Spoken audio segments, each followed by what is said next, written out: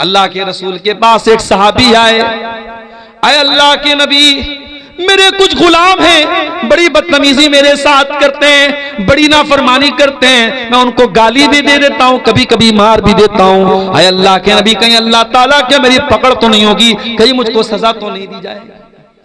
आपने फरमाया, ऐ मेरे सहाबी, तुम्हारे जो गुलाम तुम्हारी नाफरमानी करते हैं, तुम्हारे साथ जो बदतमीजी करते हैं, अल्लाह ताला के उसको भी तौला जाएगा, और तुम जो सजा देते हो उसको भी तौला जाएगा। अगर तुम्हारी सजा कम होगी और उनकी नाफरमानी ज्यादा होगी, कान लकल फजलू, तो तुम्हारा फायदा हो जाएगा, तुम्हें उनकी कुछ नेकियां मिल जाएंगी, तुम्हारे कुछ गुनाह उनको दे दिए जाएंगे। लेकिन ऐ मेरे सहाबी, अगर तुम्हारे गुलामों की बदतमीजी कम निकली, उनकी नाफरमानी कम निकली और तुम्हारी सजा ज्यादा निकली, तो फिर तुम्हारा नुकसान हो जाएगा और तुम्हारी कुछ नेकियां कम हो जाएंगी और उनके कुछ गुनाह तुम्हारे ऊपर लाद दिए जाएंगे।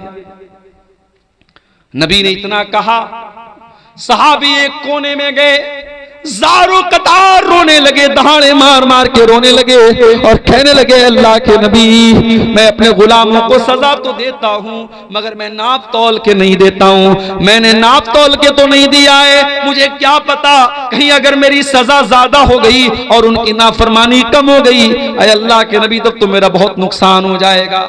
आपने फरमाया, ऐ मेरे सहाबी, क्या तूने कुरान की आयत नहीं पढ़ी है? अल्लाह ने कुरान में फरमाया, व नज़उल मवाज़ीनल क़िस्त लियौमिल क़ियामह, हम कयामत के दिन इंसाफ का तराजू रखेंगे। व इन काना मिस्काल हब्बतिन मिन खरदलिन अतैना बिहा, और एक राई के दाने के बराबर भी अगर कोई चीज होगी, अल्लाह के तराजू पर तुम्हारे सामने आ जाएगी। व कफा बिना हासिबीन, और अल्लाह जब हिसाब लेगा तो एक एक चीज का हिसाब लेगा। ऐ मेरे साहबी, तुमने अपने गुलामों को जो सजा दी है वो तो तौली जाएगी, वो तो नापी जाएगी। साहबी ने कहा, ऐ अल्लाह के रसूल, मैं इतना बड़ा खतरा मोल नहीं ले सकता, मैं इतना बड़ा रिस्क मोल नहीं ले सकता, मैं आपको गवाह बना के कहता हूं, इन्नी उशहिदुकुम अला अन्नहुम अहरारुन कुल्लुहुम, ऐ अल्लाह के नबी, मैं आपको गवाह बना के कहता हूं, मैं अपने सारे गुलामों को आजाद कर रहा हूं। आज देश से भ्रष्टाचार क्यों नहीं खत्म हो रहा है? क्यों ये करप्शन हो रहा है? क्यों ये पुल टूट जाते हैं? क्यों ये सड़कें खराब बनती हैं? क्यों ये चोरी होती है? क्यों ये बेईमानी होती है?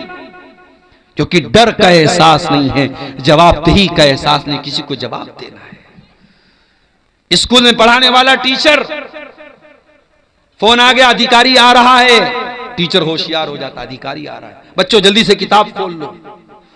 टाइम से सारे टीचर स्कूल में आ गए, अधिकारी आ रहा है। तुम्हें दुनिया के ऑफिसर का इतना डर है कि तुम दुनिया के ऑफिसर के आने पर अपने काम को सही तरीके से करने लगते हो। काश है दुनिया वालों, तुमको अपने ऊपर उस जात का भी इतना डर पैदा हो जाए, उसकी पकड़ का भी इतना डर पैदा हो जाए, जो हर लम्हा तुम्हारे ऊपर नजर रखे हुए, जो तुम्हारी एक एक एक्टिविटी को जो जात देख रही है। मेरे प्यारे भाइयों, दुनिया में स्कूल में बच्चा फेल हो जाता है, स्टूडेंट फेल हो जाता है, उसका रिजल्ट उसको दिया जाता है। स्कूल में बच्चे के माँ बाप आते हैं, कहते हमारा बच्चा तो बहुत अच्छा इम्तिहान दे के गया, आपने फेल कैसे कर दिया? स्कूल वाले कहते हैं ठीक है, अपने आपके बच्चे की कॉपी निकलवा लेते हैं। बच्चे की कॉपी निकलवाई जाती है और कॉपी दिखा करके टीचर दिखा देता है, देख लीजिए आपके बच्चे ने क्या लिखा था और क्या उसको नंबर मिला है। ये दुनिया का एक सिस्टम है। कयामत के दिन का सिस्टम क्या होगा? अल्लाह फरमाता है, वो मेरे बंदो कान खोल करके सुन लो, वकुल्ला इंसानिन अलज़मनाहु ताइरहु फी उनुक़िही व नुख़रिजु लहू यौमल क़ियामति किताबन यल्क़ाहु मनशूरा। ऐ मेरे बंदो, हम कयामत के दिन हर इंसान की गर्दन में उसका नाम-ए-आमाल टांग देंगे, उसकी जिंदगी भर की किताब टांग देंगे, उसका जिंदगी भर का कच्चा चिट्ठा उसकी गर्दन में टांग देंगे और हम कहेंगे, इक़रा किताबका कफ़ा बिनफ़्सिकल यौमा अलैका हसीबा। ऐ मेरे बंदे, आज हम तेरा हिसाब नहीं लेंगे, आज तू खुद अपना हिसाब कर ले। तेरी किताब क्या बोल रही है, तेरे नामे आमाल क्या बोल रहे हैं, तो खुद अपना हिसाब कर ले। हमें कुछ बताने की, कहने की जरूरत नहीं है। दुनिया में अपराधी जेल में जाता है, बड़ा अपराधी होता है तो जेल में उसको वीआईपी ट्रीटमेंट मिलता है, जेलर से उसकी दोस्ती हो जाती है। बाज अपराधियों के बारे में तो यहां तक मिला कि उनको जेल में एसी कमरा मिलता है, पसंद का खाना मिलता है, मुर्गा मिल रहा है, मटन मिल रहा है। जेल न हुई साहब, घर से अच्छा हो गया। अल्लाह ताला के ऐसा कोई सिस्टम नहीं है। अल्लाह के यहां जो मुजरिम है उसको कोई बचाने वाला नहीं है। और कयामत के दिन अगर मुजरिम सोचेगा मैं झूठी गवाही दे के बच जाऊं, मैं झूठ बोल के बच जाऊं, अल्लाह फरमाता है अल यौमा नख्तिमु अला अफवाहिहिम व तुकल्लिमुना अयदीहिम व तशहदु अर्जुलुहुम बिमा कानू यक्सिबून। मेरे बंदो, हम तुम्हारे मुंह पर आज मुहर लगा देंगे। आज तुम्हारा हाथ तुम्हारे खिलाफ गवाही देगा, तुम्हारा पैर तुम्हारे खिलाफ गवाही देगा। हाथ बोलेगा क्या क्या तुमने किया है, पैर बोलेगा क्या क्या तुमने किया है। हत्ता इज़ा मा जाऊहा शहीदा अलैहिम समूहुम व अबसारुहुम व जुलूदुहुम बिमा कानू यामलून। इंसान के कान उसके खिलाफ गवाही देंगे, इंसान की आंखें उसके खिलाफ गवाही देंगी, इंसान की चमड़ी उसके खिलाफ गवाही देगी। वक़ालू लिजुलूदिहिम लिमा शहीदतुम अलैना, और इंसान अपनी चमड़ी से कहेगा तू कैसे बोल रही है। क़ालू अंतक़नल्लाहुल्लज़ी अंतक़ कुल्ल शै, इंसान की चमड़ी कहेगी आज अल्लाह ने हमको बोलना सिखाया, हम बोल सकते हैं। जब आज एआई का दौर आ गया, एआई के दौर में इतनी चीजें जो इम्पॉसिबल थी पॉसिबल हो गई। आप यहां बैठे हैं, यहां पलसा में बैठे, आपका फोटो मैंने यहां लिया है और उस फोटो को मैं वीडियो बना के ताजमहल के पास आपको पहुंचा सकता हूं, जामा मस्जिद के पास आपको पहुंचा सकता हूं। एआई के जरिए सब मुमकिन है। तो जब एआई के जरिए इंसान इतनी तरक्की कर सकता है तो वो अल्लाह जिसने इंसान को इतना दिमाग दिया है, मेरे प्यारे साथियों, कल कयामत के दिन वो अल्लाह तबारक व तआला हमारी चमड़ी को भी हमारे खिलाफ गवाह बना करके खड़ा कर देगा। अब जरा सोचो, हमारा हाथ हमारे खिलाफ गवाही दे रहा है, हमारे पैर हमारे खिलाफ गवाही दे रहे हैं, हमारी चमड़ी हमारे खिलाफ गवाही दे रहे हैं। मेरे प्यारे साथियों, इन तमाम चीजों से अगर हमें बचना है तो हमें फिर कुरान की उसी आयत की तरफ लौटना पड़ेगा जो खुतबे मसनूना के बाद मैंने पढ़ी थी। हमें अल्लाह के जिक्र से अपना ताल्लुक जोड़ना पड़ेगा।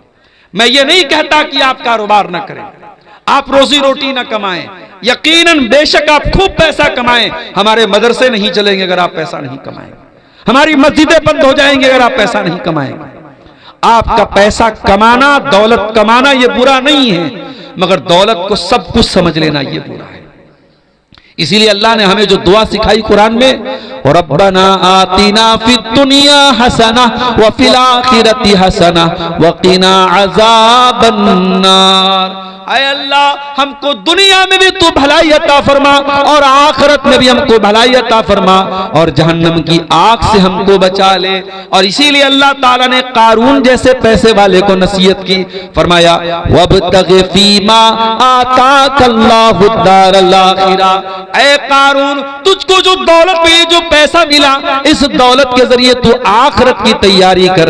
वला तंसा नसीबक मिनद दुनिया, और दुनिया में जो तेरा हक है उसको तू मत भूल। दुनिया में जो तेरा हक है, जो हिस्सा है, उसको मत भूल, लेकिन आखिरत की तैयारी कर।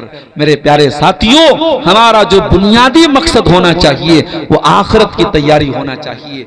दुनिया की ये 4 दिन की जिंदगी है, ये दगाबाज जिंदगी है, ये बेवफा जिंदगी है, ये धोखे का सामान है। इस दुनिया की जवानी हमेशा नहीं, इस दुनिया की ताकत हमेशा नहीं, इस दुनिया की खूबसूरती हमेशा नहीं, इस दुनिया की दौलत हमेशा नहीं। जिस दिन सांस टूटेगी, जिस दिन दिल की धड़कन बंद होगी, सब ठाट पड़ा रह जाएगा। जब लाद चलेगा बंजारा, न हमारी कफन में कोई जेब होगा, न हमारी कब्र में हमको कोई रोशनी करने वाला न होगा, न हमारे बच्चे हमारे साथ कब्र में उतरेंगे। सब हमें छोड़ के मिट्टी दे के हाथ झाड़ के चले जाएंगे। जब कब्र पर हमें लोग मिट्टी देंगे तो गोया कहेंगे, लहद तक आपकी ताजीम कर दी, लहद तक आपकी ताजीम कर दी, अब आगे आपके आमाल जाने। अब यहां तक हमने आपकी इज्जत कर दी, कब्र में आपको लेके चले आए, कफना दिया, दफना दिया, अब आगे आपको फेस करना है। मेरे प्यारे साथियों, इसीलिए इन मदरसों को चलाओ, इन मदरसों को कायम रखो। इस दौर में ये मदरसे हैं जो बताते हैं कि अल्लाह कौन है, ये मदरसे हैं जो बताते हैं रसूल कौन है, ये मदरसे हैं जो बताते हैं दीन क्या है।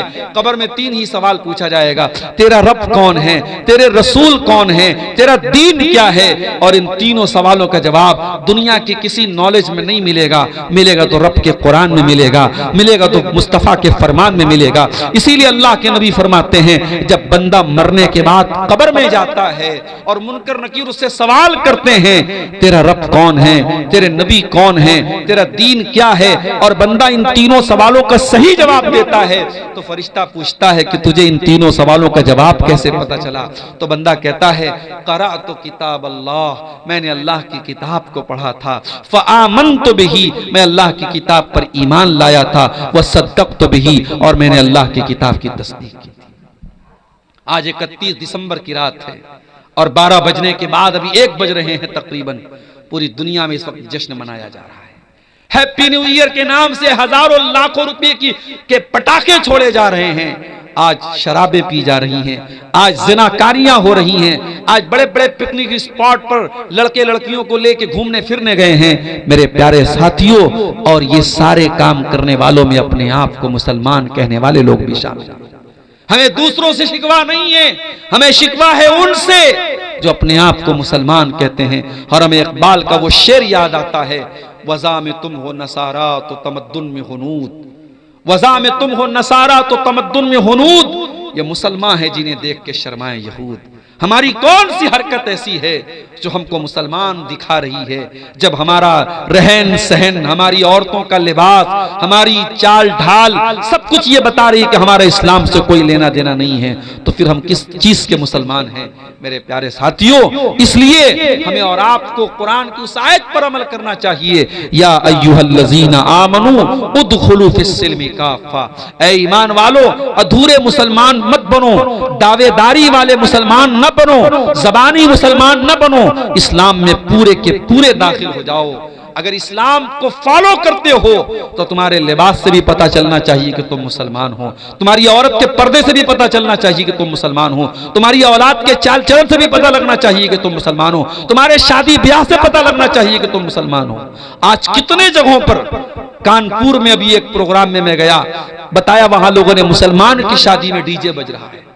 अपने आप को अहले हदीस कहने वाले कुछ लोग भी ऐसे हैं वहां जो आज अपने शादियों में डीजे बजवा रहे हैं और गाने नाच गाने करवा रहे हैं। ये शर्म से चुल्लू भर पानी में डूब मरने की बात है मेरे साथियों। अगर हमारी शादियों में और गैरों की शादियों में कोई फर्क नहीं है तो फिर हम काहे के मुसलमान हैं। नबी ने फरमाया, मन तशब्बह बिकौमिन फहुवा मिनहुम, जो किसी कौम की नकल करे वो उन्हीं में से।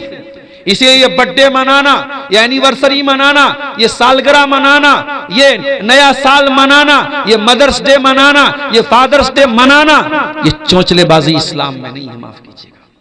अगर फादर से मोहब्बत है, बाप से मोहब्बत है, तो बाप के लिए फादर्स डे का इंतजार न करो, रोजाना टाइम निकालो, बाप के साथ बैठो, बाप के सुख दुख में शामिल हो जाओ। और ये बात याद रखो, तुम दुनिया में जितनी भी तरक्की कर लो, तुम अपने बाप के बेटे ही रहोगे। बाप के एहसानात से तुम कभी पीछा नहीं छोड़ा सकते मेरे साथ। बाप जब तक जिंदा है तुम्हें कदर नहीं हो रही है, जिस दिन बाप जाएगा तुम्हें अंदाजा होगा कितने बोझ थे जो तुम्हारा बाप अपने सर को उठाता था, और तुमको तुम्हारे बाप ने बिल्कुल तुमको उससे बरी करके रखा था, तुम्हें बेखौफ करके रखा था।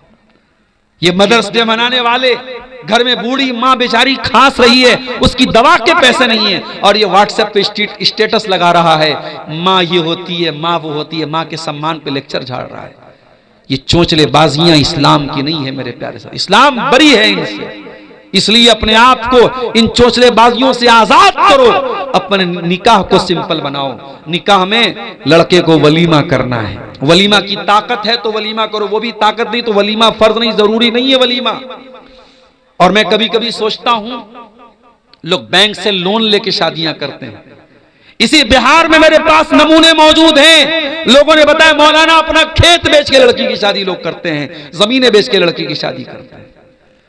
और ये सारी कुर्बानी देकर जब आप शादी करते हैं और लोगों को दावत खिलाते हैं तो ये बेगैरत लोग आपके यहां आकर के दावत खाएंगे, हाथ धो के चले जाएंगे और कहेंगे अरे यार खाना बहुत अच्छा नहीं था, चावल ऐसा था तो गोश्त ऐसा था तो रोटी ऐसी थी, वो कमेंट करके चले जाएंगे। इसका मतलब यह हुआ कि हम हजारों लोगों को जो खाना खिला रहे हैं अपनी गाड़ी कमाई से, कर्जे लेकर, लोन लेकर, ये हमारे कोई खैर खा लोग नहीं है। कहीं कहीं तो बारात लौट गई है साहब, बारात के मतलब का नाश्ता नहीं मिला, बारात के मतलब का खाना नहीं, बारात लौट जाती है। इतने बेगैरत हो चुके हैं मेरे प्यारे साथियों हम और आप। एक इंसान न जाने कहां कहां से इंतजाम करके अपनी बेटी की शादी करता है, उसकी इज्जत का सवाल होता है, और वहां बाराती जाकर के वहां एटीट्यूड दिखाता है कि हमें ये नाश्ता चाहिए और हमें वो नाश्ता, हमें देसी मुर्गा चाहिए और हमें ये चाहिए। वहां जाकर के तुम नौटंकी करते हो, चुल्लू भर पानी में डूब मरना चाहिए। न इस्लाम में बारात की कोई हैसियत है, न जहेज की कोई हैसियत है, न ये बारातियों के एटीट्यूड की कोई हैसियत है। नबी ने 9 शादियां, नबी की 9 बीवियां एक साथ थी, नबी ने टोटल 11 शादियां की। नबी की बीवियों में कौन सी बीवी की शादी के मौके पर नबी बारात लेके गए, जरा बता दो हमको। नबी की 4 बेटियां थी, कौन सी बेटी को नबी ने जहेज दिया, जरा बता दो हमें। आज हम और आप अपने आप को अहले हदीस बोलते हैं, हमारा हाथ सीने पर, हम नमाज में रफुल यदैन करने वाले, आमीन जोर से बोलने वाले, सिर्फ हम नमाज के अहले हदीस हैं, सिर्फ हम इबादत में अहले हदीस हैं? नहीं मेरे साथी, हमें अपनी शादियों में भी अहले हदीस बनना पड़ेगा, हमें अपने लेन देन में भी अहले हदीस बनना पड़ेगा। अहले हदीस वो है जो कुरान और हदीस पर चलने वाला हो, जिसका अखलाक भी कुरान और हदीस वाला, जिसकी शादी ब्याह भी कुरान और हदीस वाली, जिसका लेन देन भी कुरान और हदीस वाला। आज अफसोस की बात है कितने हमारे इसी सीमांचल के इलाके में मैं देखता हूं नमाज से कोई मतलब नहीं, पैसा आ रहा है, मदरसे में खूब चंदा दे रहे हैं, मस्जिद में खूब चंदा दे रहे हैं, नमाज से कोई मतलब नहीं। अल्लाह की रस्सी बहुत ढीली करके रखी, अल्लाह ने जिन रस्सी टाइट कर लेगा तुम्हें सड़क पर आते हुए देर नहीं लगेगी। दुनिया में मिसालें मौजूद हैं, कल करोड़पति थे आज सड़क पर आ गए, कल बादशाह थे आज भीख कटोरा मांग के भीख मांग रहे हैं, कटोरा लेकर के। अल्लाह की पकड़ से डरो मेरे भाइयों। अगर तुम नमाज नहीं पढ़ते और तब भी अल्लाह रोजी दे रहा है, तुम अल्लाह को याद नहीं करते तब भी तुम्हारा काम चल रहा है, तो ये मत समझो कि अल्लाह तुमसे खुश है। अल्लाह ने ढील दे के रखी, और जिस दिन अल्लाह रस्सी को टाइट करेगा तुम्हारे पास भागने का रास्ता नहीं बचेगा। इसीलिए अल्लाह कुरान में कहता है रिजालुल्ला तुलहीहिम तिजारतुन वला बैउन अन ज़िक्रिल्लाह। हकीकत में मर्द वो लोग होते हैं जो कारोबार भी करते हैं, जो लेन देन भी करते हैं, मगर उनका कारोबार उनको अल्लाह के जिक्र से, नमाज से गाफिल नहीं करता है। यखाफून यौमन ततक़ल्लबु फीहिल क़ुलूब वल अब्सार। वो उस दिन से डरते हैं जिस दिन आंखें अपनी जगह पे नहीं रहेंगी, कलेजे अपनी जगह पे नहीं रहेंगे, आंखें उलट पलट जाएंगी, कलेजे उलट पलट जाएंगे। नमाज पढ़ो मेरे भाइयों, अपने बच्चों को भी नमाजी बनाओ, अपने घर का माहौल ऐसा बनाओ कि एक आदमी भी नमाज न पढ़े तो उसका हिसाब लिया जाए। माए जब मुसल्ले पर बैठे तो बेटियों को लेकर के बैठे, माँ अपनी बच्चियों को नमाजी बनाए, बाप अपने बच्चों को नमाजी बनाए। ईसा अलैहिस्सलाम जब दुनिया में पैदा हुए, अपनी माँ की गोद में पहला लफ्ज उन्होंने क्या बोला था? काला इन्नी अब्दुल्लाह, मैं अल्लाह का बंदा हूँ। आतानियल किताब व जालनी नबिया, अल्लाह ने मुझको अपनी किताब दी, अल्लाह ने मुझको अपना नबी बनाया। व जालनी मुबारकन ऐनमा कुन्तु व औसानी बिस्सलाह, और अल्लाह ने मुझे बरकत वाला बनाया और अल्लाह ने मुझे नमाज का हुक्म दिया है। ईसा अलैहिस्सलाम दूध पीते बच्चे हैं, अपनी माँ की गोद में पहला जुमला क्या बोलते हैं? अल्लाह ने मुझे नमाज का हुक्म दिया है। अगर ईसा अपनी माँ की गोद में नमाज की बात कर रहे हैं तो मेरे प्यारे साथियों, हमारी और आपकी जिंदगी में भी नमाज होनी चाहिए। आइए, ये रात का सुहाना वक्त है, हम इस वक्त में ये अज़्म करें, ये अहद करें और यहां से ये अहद करके जाएं कि अगर हमारी जिंदगी में नमाज नहीं है तो हम नमाज लाएंगे, अगर हमारी जिंदगी में अल्लाह का जिक्र नहीं है तो हम जिक्र लाएंगे, हम अल्लाह को याद करेंगे। और याद रखो मेरे भाइयों, मुल्क के हालात बहुत अच्छे नहीं हैं। अभी इस मुल्क में एक मुफ्ती साहब ने जब एक गैर मुस्लिम को, गैर मुस्लिम ही उसको कहा जाएगा, जो अल्लाह को नहीं मानता वो मुसलमान कहाँ है, एक मुल्हिद को एक मुसलमान आलिम दीन ने जब उसको लाजवाब कर दिया तो ये बात बहुत सारे लोगों को हजम नहीं हुई। अब मुफ्ती साहब के पुराने पुराने वीडियोस निकाल करके मुफ्ती साहब के खिलाफ एक माहौल बनाया जा रहा है और दुआ कीजिए अल्लाह खैर का मामला करे, वरना बहुत बड़ी मुसीबत में मुफ्ती साहब को डालने की कोशिश हो रही है। हालात ये है मेरे प्यारे साथियों, और इन हालात में हमारी जिम्मेदारी क्या है? हमारी बहुत बड़ी जिम्मेदारी ये है कि हम अल्लाह से अपना ताल्लुक मजबूत करें मेरे साथियों। अगर अल्लाह हमसे नाराज रहेगा तो हम दुनिया में कभी इज्जत नहीं पा सकते। इज्जत और जिल्लत अल्लाह के हाथ में। वलिल्लाहिल इज्जत वलि रसूलिही वलिल मोमिनीन। इज्जत अल्लाह के लिए, इज्जत रसूल के लिए, इज्जत ईमान वालों के लिए। व तुइज़्ज़ु मन तशा व तुज़िल्लु मन तशा। अल्लाह जिसे चाहता है इज्जत देता है, अल्लाह जिसे चाहता है जिल्लत देता है। अगर हमें दुश्मन की चाल से बचना है, अगर हमें जालिमों के जुल्म से बचना है, तो हमें अल्लाह से अपना ताल्लुक मजबूत करना पड़ेगा मेरे साथियों। इसीलिए अल्लाह कुरान में कहता है फज़कुरूनी अज़कुरुकुम वश्कुरूली वला तकफुरून। मुझे याद करो, मैं तुम्हें याद करूंगा। ऐ मेरे बंदो, जब तुम्हारी जिंदगी में हमारा जिक्र होगा, जब तुम हमको याद करोगे तो हम तुमको याद करेंगे, जब तुम हमारा शुक्रिया अदा करोगे तो हम तुम्हें दुनिया में इज्जत देंगे। मेरा शुक्रिया अदा करो, मेरी नाशुक्री मत करो। इसीलिए अल्लाह ताला को अगर हम याद करेंगे तो अल्लाह ताला हर मौके पर हमको याद रखेगा और हम पर अपने कर्म की बारिश करेगा। इसलिए मेरे साथियों, मुल्क के मौजूदा हालात में जब हमें अपनी जान के मुतालिक, अपनी मसाजिद के मुतालिक, अपनी आबरू के मुतालिक, अपने वजूद के मुतालिक हमें बहुत सारे खतरात और अंदेशे हैं, ऐसे नाजुक मोड़ पर हम हिंदुस्तान में इस वक्त खड़े हैं। हमें और आपको अल्लाह से अपने ताल्लुक को मजबूत करने की जरूरत है मेरे प्यारे साथियों।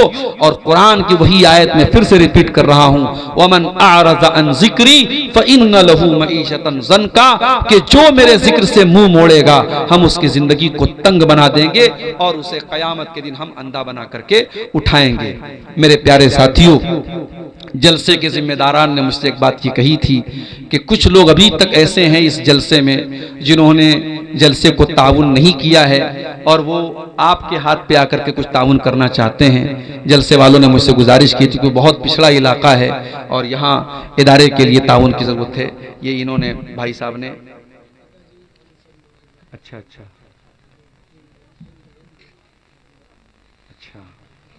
इन्होंने अपने वालिद साहब की तरफ से जो है ये 1000 रुपये का ताउन पेश किया है। जज़ाकल्लाहु खैरा, अल्लाह ताला इनके ताउन को कबूल फरमाए। आप लोग भी आगे बढ़िए, अब वक्त जो है ख़त्म हो चला है, तकरीर अपने आखिरी मरहले में है। आप हजरात आगे बढ़ें और जो लोग अभी तक इस मदरसे को ताउन नहीं किए हैं वो आगे बढ़ करके इस इदारे को ताउन दें। अल्लाह ताला आपके सदक़ात और खैरात को कबूल फरमाए। कुछ सवालात की बात थी, आए हैं क्या कुछ सवालात? दीजिए दीजिए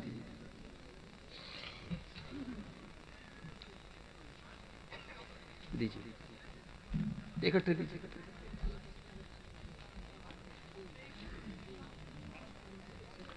कौन से मोजे पर मसा करना जायज है, तफसील के साथ वजाहत करें। देखिए, मोजा जो होता है वो एक तो जैसे मैं पहने हुए हूं, ये कपड़े का मोजा होता है, चाहे वो ऊनी मोजा हो चाहे वो कॉटन का मोजा हो, उसको अरबी में जौरबैन बोलते हैं। और एक मोजा होता है चमड़े का मोजा, उसको खुफ़ैन बोलते हैं। दोनों तरीके के मोजे पर मसा कर सकते हैं, जायज है। शर्त क्या है कि जितने हिस्से को पैर में धोना जरूरी है, मोजा उतने हिस्से को कवर किए हो। आजकल ऐसा मोजा भी है, बिल्कुल छोटा सा मोजा होता है, उसमें टखना खुला रहता है, तो वो उस मोजे पर मसा सही नहीं है। टखना छुपा हुआ होना चाहिए, यानी जितने हिस्से को आप वजू में धुलते हैं पैर का, उतना हिस्सा कम से कम ढका होना चाहिए। और आप जब मोजा पहने हुए हो तो वजू करके पहने हुए हो। तो अब उस मोजे पर आप अगर मुकीम हैं, अपने घर पर हैं, तो एक दिन और एक रात, मिसाल के तौर पर आज अगर जोहर की नमाज के बाद आपने वजू करके मोजा पहना है, तो कल अगले दिन आप जोहर तक उस मोजे को पहने पहने आप मसा करके नमाज पढ़ सकते हैं। हाँ, अगर बीच में आप मोजा उतार देंगे तो फिर दोबारा आपको पैर धो करके फिर पहनना पड़ेगा। या इसी तरीके से अगर इंसान जनाबत की हालत में हो जाएगा, बीवी से मान लीजिए उसने ताल्लुक कायम किया या रात में उसको नाइट फॉल हो गया, तो अब वो उसको गुस्ल वाजिब हो गया उसके ऊपर, तो अब फिर वो मोजा उतारना पड़ेगा। वरना अगर वो वजू टूट रहा है बीच में, तो जब भी वजू टूटेगा वो वजू करेगा और पैर धोने के बजाय पैर पे मसा, मोजे पर मसा कर सकता है। वल्लाहु आलम बिस्सवाब। अच्छा, मुकीम के लिए एक दिन एक रात है, मुसाफिर के लिए 3 दिन और 3 रात है। खुदकुशी क्या है और उसके जनाजे में शरीक हो सकते हैं? खुदकुशी अपने आप को मौत के हवाले कर देना किसी भी तरीके से, चाहे कोई डूब करके मर जाए, कोई जो है फांसी लगा के मर जाए, जहर खा के मर जाए, अपने आप को खुद मौत के हवाले करता है अगर इंसान, तो ये खुदकुशी है, इस्लाम में हराम है। उसकी जनाजे की नमाज पढ़ी जाएगी। अलबत्ता जो उलमा हैं और जो समाज के जिम्मेदार लोग हैं वो जनाजे में शामिल न हो, ताकि और लोगों को इबरत हो। अल्लाह के नबी अलैहिस्सलाम के दौर में जब खुदकुशी का मामला आया तो आपने सहाबा से कहा कि तुम लोग जनाजा पढ़ लो। आपने जनाजा पढ़ने का हुक्म दिया, लेकिन आपने खुद नहीं पढ़ाया। तो इसमें दोनों मैसेज है, जनाजा पढ़ा जाएगा, वो मुसलमान है, उसको मुसलमान के कब्रिस्तान में दफन भी किया जाएगा, लेकिन जो उलमा हैं, जो जिम्मेदार हैं, वो परहेज करेंगे।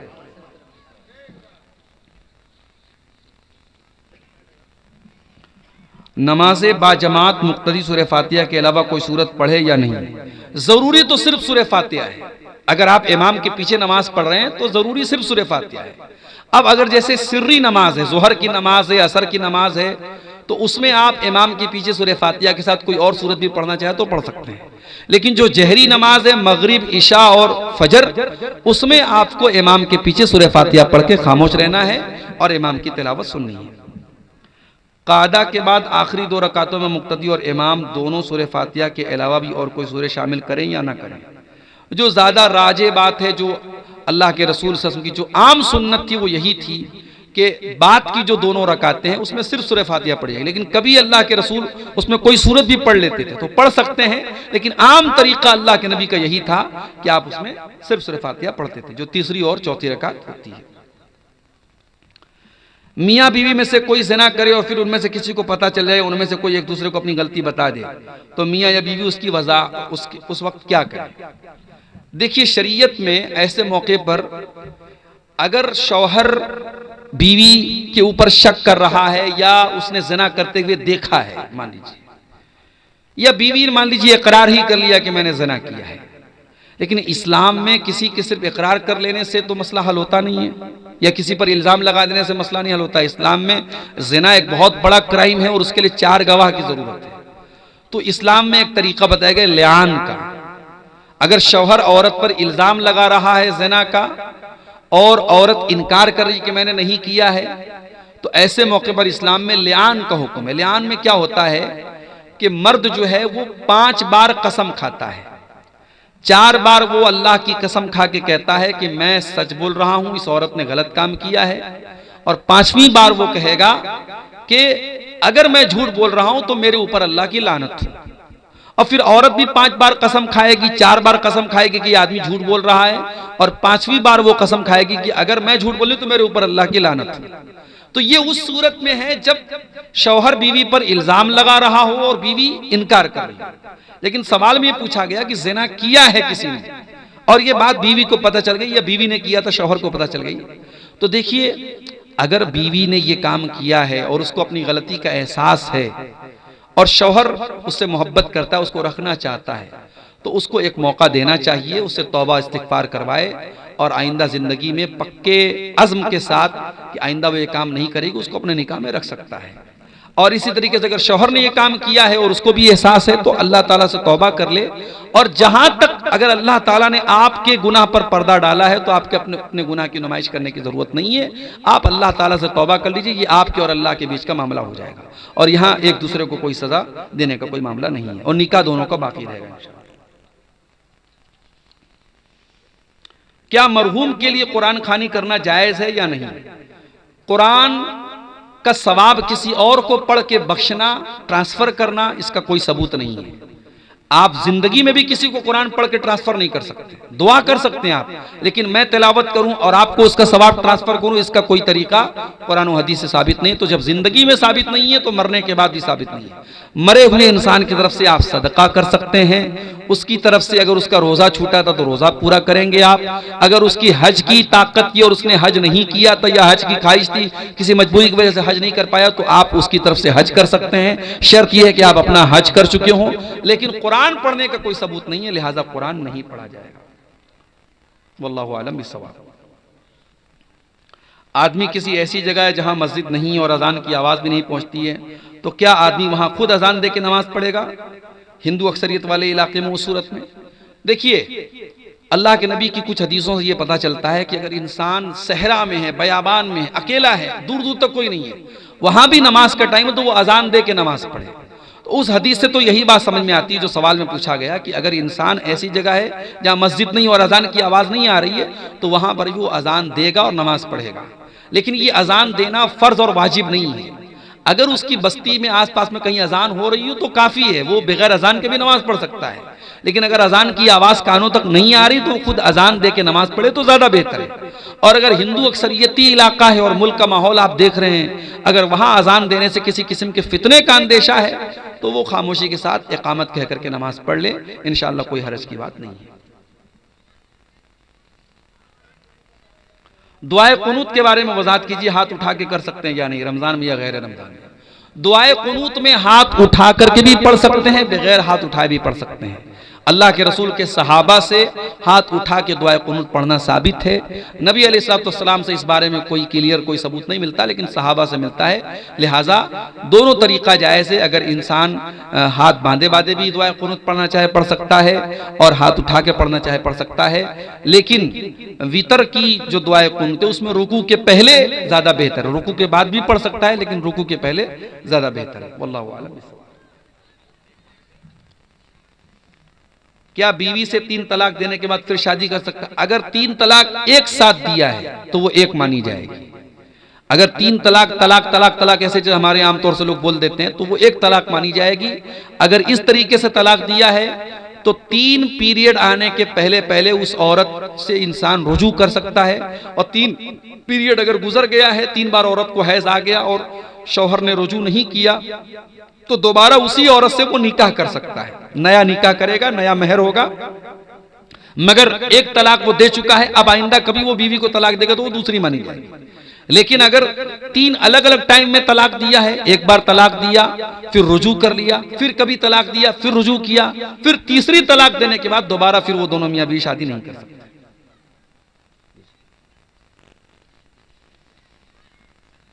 गैर मुस्लिम के लिए भलाई की दुआ कर सकते हैं? कर सकते हैं। गैर मुस्लिम की भलाई के लिए दुआ कर सकते हैं, हिदायत के लिए भी दुआ कर सकते हैं, है ना। उसके लिए सिर्फ मगफरत की दुआ नहीं कर सकते। जब तक वो गैर मुस्लिम है मगफरत की दुआ नहीं करेंगे। उसकी हिदायत के लिए, उसकी भलाई के लिए, कोई गैर मुस्लिम आपका दोस्त है, वो कारोबार कर रहा है, ठीक है भाई अल्लाह तुम्हारे कारोबार में बरकत दे, ऐसा बोल सकते हैं, कोई हर्ज की बात नहीं। जहेज लेना नाजायज है लेकिन फिर भी लड़की वाले दे तो क्या ले सकते हैं? देखिए, जो चीज गलत है सो गलत है। आप जहां तक मुमकिन हो उसके खिलाफ डटिए, मना कीजिए। और नाजायज तो नहीं इसको उलमा कहते हैं, जहेज लेना कोई नाजायज नहीं है, बस ये एक ऐसी रस्म है, रिवाज है जिसकी वजह से शादी एक बोझ बन गई, खासतौर से लड़की के बाप के लिए। तो आप अगर ले रहे हैं, डिमांड कर रहे हैं तो बहुत गलत है। और अगर आपने इनकार किया और फिर भी लड़की का बाप दे रहा है और आपने ले लिया है तो ये हराम और नाजायज नहीं है। लेकिन अगर इसी तरीके से हर आदमी लेता रहेगा तो बंद कैसे होगा? इसलिए जहां तक मुमकिन हो इसका विरोध करना चाहिए और नहीं लेना चाहिए। वजू की हालत में नाखून काटने से वजू टूटता है या नहीं? नहीं, नाखून काटने से वजू नहीं टूटता। मियां बीवी पूरे नंगे हो करके आपस में मुलाकात कर सकते हैं, कोई हर्ज की बात नहीं है, लेकिन पर्दे का एहतमाम का तकाजा यह है कि इंसान मुकम्मल तरीके से बिल्कुल बेलिबास ना हो। इंसान अगर अपने हाथों से, आजकल जैसे बाज नौजवानों में जो बुराई एक बड़ी आमतौर से पाई जाती है, अपने हाथों से वो जो गलत काम करते हैं उसके बारे में सवाल किया, उसका कफ़ारा क्या है? उसका कोई कफ़ारा नहीं है। इंसान अल्लाह ताला से तौबा इस्तिग़फ़ार करे और आइंदा इस काम के न करने का पक्का इरादा करे, बस यही इसका कफ़ारा है। दाढ़ी का साइज बनाना कैसा है? जैसे दाढ़ी का छीलना गलत और हराम है, दाढ़ी का साइज बनाना भी गलत है। दोनों बराबर नहीं है। जो एकदम दाढ़ी नहीं रखता वो ज्यादा बड़ा गुनाह कर रहा है, लेकिन जो दाढ़ी को यानी सेटिंग कर रहा है और छोटी कर रहा है तो वो भी गलत कर रहा है। अल्लाह के नबी से दाढ़ी के सिलसिले में जो हदीस मिलती है वो कि दाढ़ी को उसके हाल पे छोड़ दिया जाए।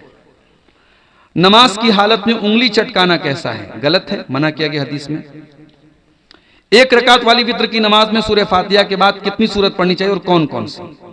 सूरह फातिहा के बाद आप कोई भी सूरत पढ़ सकते हैं एक रकात वाली वितर में। बेहतर है कि आप सूरह इखलास पढ़ लें, कुल हुवल्लाहु अहद, जो अल्लाह के नबी तीसरी रकात में पढ़ते थे, वही एक रकात में आप वही पढ़ लीजिए। और आपको इख्तियार है, आप चाहें तो उसके अलावा भी कोई सूरत पढ़ सकते हैं। वजू करने के बाद शर्मगाह देखने से वजू टूटता है या नहीं? शर्मगाह देखने से वजू नहीं टूटता है। शर्मगाह को बगैर कपड़े के हाथ लगाने से वजू टूटता है। अगर डायरेक्टली कोई शर्मगाह को हाथ लगाएगा तो उसका वजू टूट जाएगा।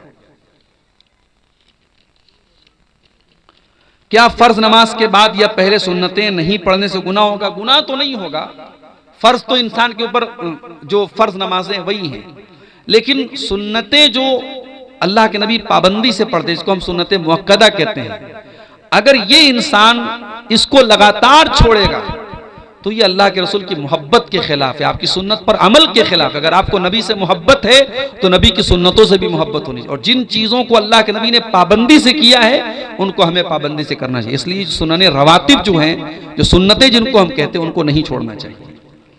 क्या कब्रिस्तान में जाके माँ बाप के लिए दुआ करना जायज़ है? बिल्कुल जायज़ है, मगर कोई दिन मत मुतय्यन कीजिए, कोई टाइम मत फिक्स कीजिए। आप कभी भी कब्र पे जाके दुआ कर सकते हैं। और हाँ, कब्रिस्तान जाकर के दुआ करना जरूरी नहीं, आप घर में बैठ के भी दुआ कर सकते हैं, मस्जिद में बैठ के भी दुआ कर सकते हैं। किसी के दिमाग में ये ना रहे कि हम कब्रिस्तान जाएंगे तभी दुआ होगी, लेकिन कभी कभी कब्रिस्तान जाना चाहिए, जा सकते हैं। वलदुज़ ज़िना या बिन्तुज़ ज़िना से शादी करना जायज़ है या नहीं? जायज़ है। उस बेचारे की तो कोई गलती नहीं, उसके माँ बाप उसके गुनाह के जिम्मेदार हैं, उसकी कोई गलती नहीं। मदरसे में जो सदका आता है उसमें किसका हक होता है? हॉस्टल वाले बच्चे का होता है या जागीर वाले बच्चे का होता है? देखिए, हॉस्टल या जागीर से मतलब नहीं है। मदरसे में जो सदका आता है, अगर वो मदरसा दीनी तालीम दे रहा है और उसमें ज्यादातर गरीब बच्चे पढ़ रहे हैं तो वो तमाम लोगों पर वो पैसा खर्च हो सकता है। हाँ, अगर उसमें कुछ ऐसे बच्चे हैं जो मालदार घर के हैं तो उनको खाने वगैरह का जो पैसा है वो देना चाहिए। बाकी मदरसे की पढ़ाई पर, बच्चों के तालीम पे जो पैसा खर्च हो रहा है तो सदका का पैसा खर्च हो सकता है, कोई हरज की बात नहीं है। ज़कात का पैसा भी उस पर खर्च हो सकता है, क्योंकि अल्लाह ताला ने ज़कात के जो मसारिफ बयान किए हैं उसमें एक वफ़ी सबीलिल्लाह भी है। तो फ़ी सबीलिल्लाह में बहुत सारे उलमा का ये कहना है कि मदारिस भी आते हैं, दीनी इदारे भी आते हैं, क्योंकि यहाँ पे दीन की तबलीग होती है। तो दावत और तबलीग के ताल्लुक से जितनी चीज़ें हैं वो सब फ़ी सबीलिल्लाह में आती हैं, लिहाजा उस पर सदका और ज़कात की रकम खर्च कर सकते हैं। क्या अपनी कमाई से अपना अकीका दे सकते हैं? अगर माँ बाप ने किसी वजह से नहीं किया तो आप दे सकते हैं, कोई हर्ज की बात नहीं है। क्या बकरा के बदले में कोई बड़ा जानवर दे सकते हैं? कुछ उलमा ने इजाज़त दी है बड़े जानवर की, लेकिन कोई मजबूत दलील नहीं है उसकी। हदीसों से जो बात साबित है वो छोटे जानवर की साबित है, लिहाजा बेहतर और औला यही है कि इंसान छोटे जानवर का, भेड़ा हो या बकरा हो, उसी का अकीका दे। बड़े जानवर के अकीका का कोई मजबूत दलील उसकी मिलती नहीं है। गांव में फितरा इकट्ठा करके नमाज अदा करने के बाद तकसीम करते हैं, क्या ये सही है? कुरान और हदीस की रोशनी में जवाब दें। बेहतर ये है कि आप उसको नमाज के पहले ही तकसीम कर दें, इसलिए कि अल्लाह के नबी ने बड़ी सख्ती के साथ कहा है कि फितरा जो है वो हमें ईद की नमाज के पहले पहले निकालना है, और आप उसको जमा करके बाद में तकसीम करें तो ये मुनासिब बात नहीं है। उसको जो भी हकदार हैं पहले ही वहां दे देना चाहिए, चाहे वो इस्तेमाल बाद में करे, लेकिन दे देना चाहिए उसको पहले ही। नमाज जनाजा में तकबीर के साथ रफुल यदैन करें या ना करें? दोनों साबित है। जनाजे की नमाज में आप तकबीर के साथ रफुल यदैन कर भी सकते हैं, नहीं भी कर सकते हैं, दोनों का सबूत मिलता है। पहला बच्चा और दूसरे बच्चे के बीच में अगर 1 साल 2 साल का वक्त लिया जाए तो उसका हलाल तरीका क्या है? देखिए, अगर बच्चों के बीच में गैपिंग आप इसलिए रखते हैं ताकि भाई बच्चों को जैसे 2 साल तक दूध पिलाने की मुद्दत शरीयत ने बताई है, या बीवी की जो सेहत है वो इस लायक नहीं है कि 1 साल के बाद फौरन बच्चा पैदा हो, तो उस सूरत में जब बीवी की सेहत का मसला है या बच्चे की परवरिश का मसला है तो 2 बच्चों के बीच में गैपिंग रखी जा सकती है। उसमें वो तमाम तरीके अपनाए जा सकते हैं जिसमें हमल को जाया ना किया जा रहा हो। अगर हमल प्रेगनेंसी होने के बाद, गर्भ धारण होने के बाद उसको डिस्ट्रॉय किया जाता है तो वो गुनाह है, हराम है। उसके पहले के जो प्रोसेस हैं, आप लोग समझदार हैं, डॉक्टरों से मिल करके मशवरा करके आप उस पर अमल कर सकते हैं, उसमें कोई हर्ज की बात नहीं है। लेकिन कोई परमानेंट तरीका जैसे नसबंदी होती है परमानेंट, वो हमेशा के लिए बच्चा बंद हो जाता है, तो वो चीज कराना जायज नहीं है। इल्ला ये कि औरत बहुत क्रिटिकल सिचुएशन में हो, डॉक्टरों ने कह दिया हो कि अब आगे अगर बच्चा होगा तो इसकी जान को खतरा है, तो उस सूरत में ऑपरेशन वगैरह कराया जा सकता है। कब्रिस्तान में जूता पहन करके नमाज क्या है? नमाज या मिट्टी देने जाना कैसा है? जा सकते हैं। अल्लाह के रसूल के दौर में लोग जूता पहन के कब्रिस्तान में जाते थे, लेकिन जूता पहनकर कब्र पे चलना ये मुनासिब बात नहीं। अगर आपके कब्रिस्तान में कब्र और बीच का रास्ता अलग अलग नहीं है तो बचना चाहिए। कब्र के ऊपर अल्लाह के नबी ने मुर्दों का भी वैसे एहतराम करने का हुक्म दिया है जैसे जिंदों का एहतराम करना है। तो किसी की कब्र पे आप जूता पहन के चलें, ये मुनासिब बात नहीं है। तो या तो कब्रिस्तान में चलने का रास्ता अलग हो, और रास्ता अलग नहीं तो जूता पहन के जाने से बचना चाहिए, लेकिन जूता पहन के जाना जायज है। और अगर जूता पहन के आप नमाज पढ़ते हैं जनाजे की तो नमाज भी पढ़ सकते हैं। बाज लोग क्या करते हैं, जनाजे की नमाज जब पढ़ते हैं तो जूता उतार के उसके ऊपर खड़े होकर पढ़ते हैं, तो वो बेवकूफ़ी है, उसकी कोई ज़रूरत नहीं है। हाँ, अगर जूते में कोई गंदगी लगी है तो उसको ज़मीन पे आप रगड़ लीजिए, साफ हो जाएगा, आप जूते को पहन के नमाज पढ़ सकते हैं। अगर बीवी को मजाक में या गुस्से में कहे कि तुझको तलाक दे दिया तो क्या तलाक पड़ जाएगी? हो जाएगी तलाक। गुस्से में या मजाक में भी तलाक देने से तलाक हो जाएगी, लेकिन जैसा कि मैंने कहा कि एक बार में एक ही तलाक होगी। ठीक है,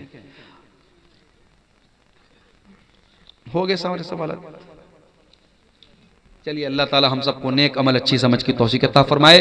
रब्बुल आलमीन हमें कहने